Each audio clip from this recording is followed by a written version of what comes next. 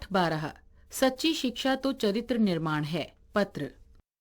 प्रिय पुत्र, हर महीने एक पत्र लिखने का और एक पत्र आने का अधिकार मुझे मिला है। अब मैं पत्र लिखूं किसे? मिस्टर रीच का, मिस्टर पोलक का और तुम्हारा ख्याल मुझे बारी बारी से आता था, लेकिन इस समय तुम्हारा ही ध्यान मुझे बराबर आ रहा है। मेरे बारे में तुम जरा भी चिंता मत करना। विशेष कुछ कहने का अधिकार मुझे नहीं है। मैं पूर्ण रूप से शांति में हूं। आशा है कि बा अच्छी हो गई होंगी।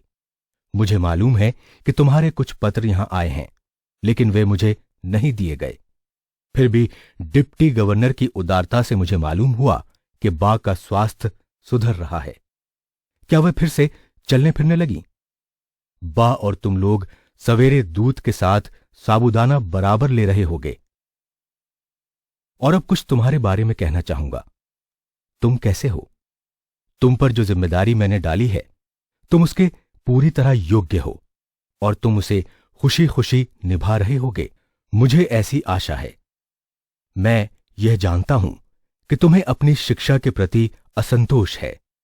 जेल में मैंने यहां खूब पढ़ा है।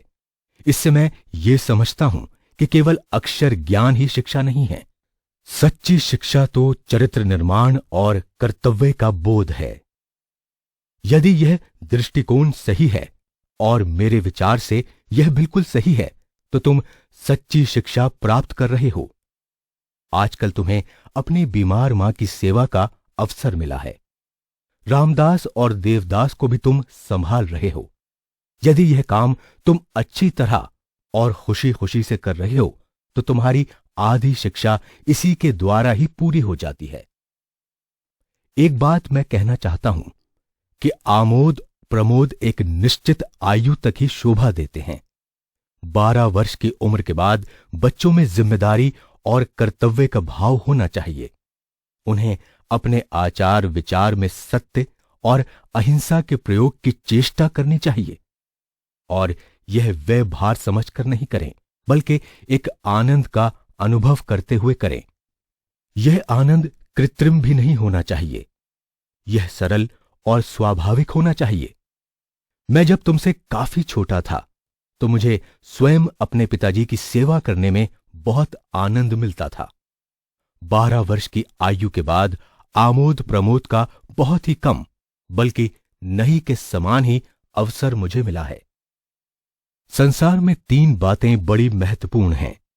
इनको प्राप्त कर तुम संसार के किसी कोने में जाओगे तो अपना निर्वाह कर सकोगे। ये 3 बातें हैं: अपनी आत्मा का, अपने आप का और ईश्वर का सच्चा ज्ञान प्राप्त करना।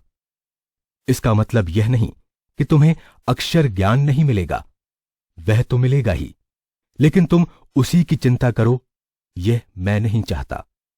इसके लिए तुम्हारे पास अभी बहुत समय है।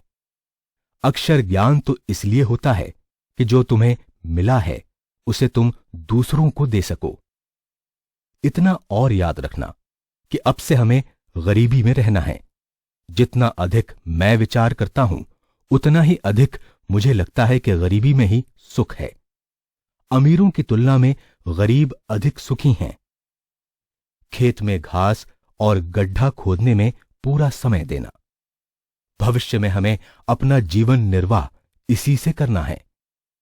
मेरी इच्छा है कि अपने परिवार में तुम एक योग्य किसान बनो।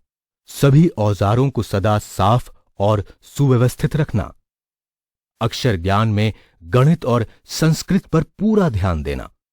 भविष्य में संस्कृत तुम्हारे लिए बहुत उपयोगी सिद्ध होगी। ये दोनों विषय बड़ी उम्र में सीखना कठिन है। संगीत में भी बराबर रुचि रखना। हिंदी, गुजराती और अंग्रेजी के चुने हुए भजनों एवं कविताओं का एक संग्रह तैयार करना चाहिए। वर्ष के अंत में तुम्हें अपना यह संग्रह बहुत मूल्यवान प्रतीत होगा। काम की अधिकता से मनुष्य को घबराना नहीं चाहिए, और न ही यह सोचना चाहिए कि यह कैसे होगा और पहले क्या करें।